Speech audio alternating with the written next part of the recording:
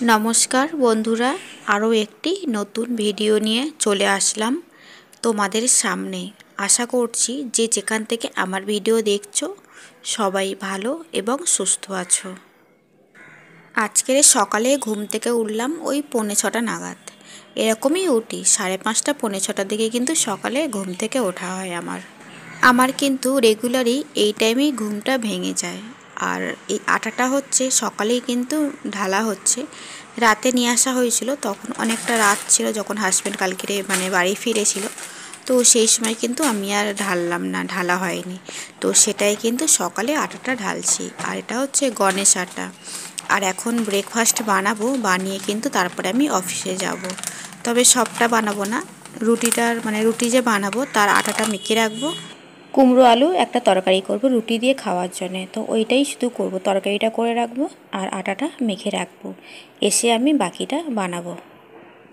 সকালে ঘুম থেকে ওঠার পরে কিন্তু আমাদের সবারই ব্যস্ততার মধ্যে থেকে কাটে। তো এই সমস্ত কাজগুলো করতে কিন্তু বিরক্তি লেগে যায়। তো সময় একটা বুঝে কিন্তু এই কাজগুলো করতে হয়। আর যখনকার কাজ তখন যদি করে নেওয়া যায় তাহলে কিন্তু পরে আর ওই বিরক্তি ভাবটা লাগে না। আর কাজকর্ম করার পরে যখন একটু সময় বেঁচে যায় তখন কিন্তু কোনো কর্নারগুলো পরিষ্কার করে নিতে পারি, বা এই সমস্ত কাজগুলো কিন্তু আমরা গুছিয়ে রাখতে পারি। যেমন আমি কোনো দিন বিকালে যেমন টাইম পাই, তো যা যা সবজি আমার দরকার থাকে 2-4 দিনের সবজি কিন্তু আমি আগে থাকতেই কেটে আমি টিফিন বক্সে ভরে ফ্রিজে কিন্তু স্টোর করে রাখি। ওটা সময় বুঝে করে নিতে হয়। তবে যখনের কাজ তখন যে করব এরকমও না। ফ্রি টাইমে যখনই আমার হাতে দেখছি আর কোনো কাজ থাকছে না, এখন আপাতত কাজ কম আছে, তো তখন সেই মতো কিন্তু এই কিছু কৌটোতে ঢালা থাকলে কিছু জিনিসপত্র সেগুলো ঢেলে নিই, বা সবজিটা কেটে নিই, কেটে কিন্তু ফ্রিজে গুছিয়ে রেখে দিতে পারি। আর যখন মনে হয় আরও ফ্রি আছি তখন ওই কোনো কর্নার পরিষ্কার করি, বা কিছু জিনিসপত্র সরিয়ে সেগুলো ঝাড়ু দেওয়া বা সেগুলো মুছে কিন্তু পরিষ্কার অ্যান্ড ক্লিন করে রাখতে পারি। আমার আবার ডেইলি একই রকম শরীর থাকে না, আমাদের প্রত্যেকেরই এটাই হয় হয়তো, আমি জানি আমার একটু বেশিই হয়। কোনো দিন দেখি একটু বেশি ভালো লাগছে, শরীর ঠিক আছে, পুরো একদম সুস্থভাব লাগছে, তখন কিন্তু প্রচুর কাজকর্মগুলো করে নিই। আবার এক দিন একটু আলস্যি মতো হয়, শরীর ম্যাজম্যাজ করে, ইচ্ছা করে না কিছু কাজ করতে। তবে করব না এরকম তো হয় না, করতে হয়, যতটা প্রয়োজন ততটা কিন্তু কাজকর্মগুলো করে নিতে হয়। আর যেদিনকে দেখি পুরো শরীর একদম সুস্থ আছে, ফিট অ্যান্ড ফাইন, সেদিন কিন্তু সমস্ত কিছু করে নিই। এক্সট্রা কাজও কিন্তু ঠিক খুঁজে বার করে কিন্তু কাজগুলো আমি করে রাখি।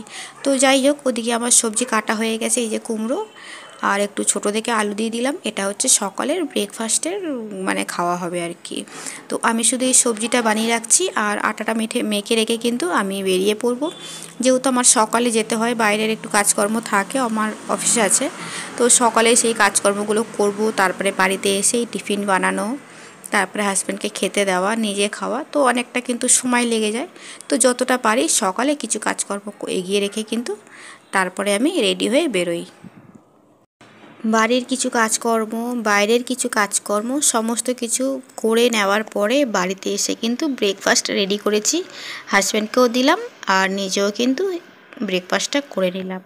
তারপরে দিকে চলে আসলাম, কিছু জামা কাপড় কাচা ছিল আগের দিনে, তো সেইগুলোই কিন্তু একটু হালকা ভেজা ছিল বলে এদিক ওদিক ব্যালকনিতে মেলা ছিল, তো সেইগুলোই কিন্তু তুলে এখন ভালো করে ভাঁজ করে নিচ্ছি। আর এই জামা কাপড়গুলো যখন ভাঁজ করছিলাম তো তখন আমার কিন্তু একটা ফোন এসেছিলো, আর্জেন্ট ফোন, কাজের ফোন, তো সেই জন্য কিন্তু ফোনটা আবার রিসিভ করলাম আর বেশ কিছুক্ষণ কথাও বলছিলাম।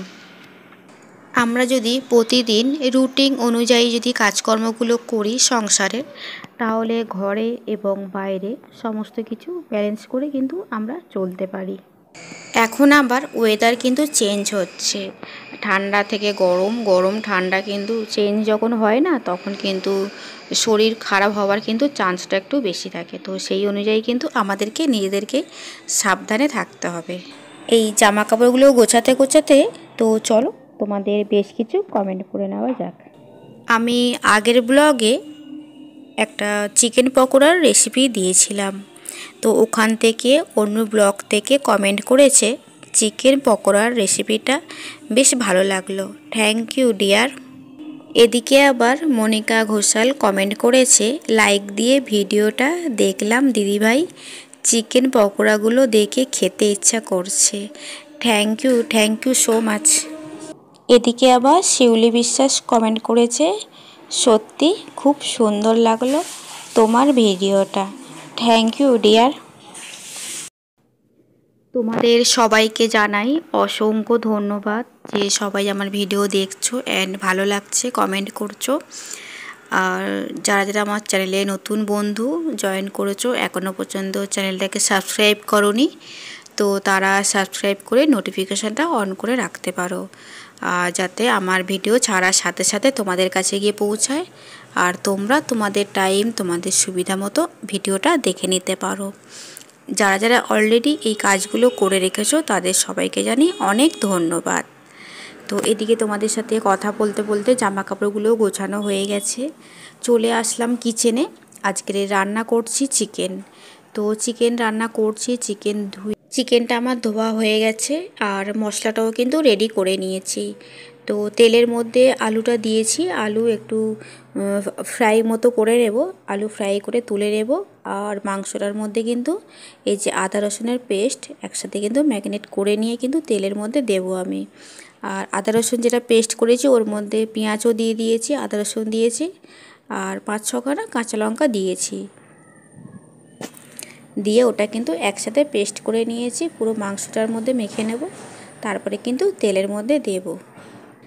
আজকের এই ভিডিওটা সকাল থেকে দুপুর পর্যন্ত যেটুকুনি কাজকর্ম করলাম সেটুকুনি কিন্তু তোমাদের সাথে শেয়ার করলাম। কিচেনের রান্নার একটা দারুণ টিপস কিন্তু তোমাদের সাথে শেয়ার করব। যেটা করব, আমি মাছ যখন রান্না করি, মাছ বা মাংস, চলো মাছ রান্নাটাই আগে বলি তোমাদেরকে। আমার যেহেতু গ্যাস ওভেনটা 3 বার্নার, তো সেটা নিয়েই আমি বলবো কথা। তো 3 বার্নারে যেহেতু আমি কিন্তু 3টে বাসনই বসিয়ে একসাথে কিন্তু রান্নাটা করতে পারি। তো যখন কিছু রান্না করার হয়, যদি আমি ডালটা বানাই, ডালটা তো মিডিলে বসাই আর এক সাইডে কিন্তু ভাত, অন্য সাইডে তরকারি বসাই। ডাল বা ভাত রান্না করলে চিমনিটা না ইউজ করলেও কিন্তু চলে যায়। তেলটা যেহেতু দরকার আছে, তেলটা যে চারিদিকে ছড়াবে তার জন্যই তো আমাদের চিমনি ইউজ করা।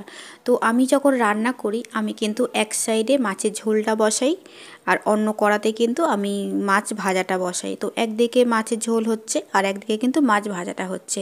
তাহলে কি হয় বলো তো, চিমনি যেটা আমি ইউজ করছি তার জন্যে চটজলদি রান্নাটাও আমার হয়ে যাচ্ছে আর চিমনির ইলেকট্রিকটা কিন্তু কম পড়ছে। তো আমি কিন্তু এইভাবে রান্না করি, তো সেটুকুনি তোমাদের সাথে শেয়ার করলাম। আর এতক্ষণ আমার সাথে থাকার জন্য সবাইকে জানাই অসংখ্য ধন্যবাদ। ভিডিওটা এখানেই এন্ড করব। তো চলো সবাইকে টাটা বাই বাই, সবাই ভালো থেকো, সুস্থ থেকো। নেক্সট ভিডিওতে আবার তোমাদের সাথে দেখা হচ্ছে।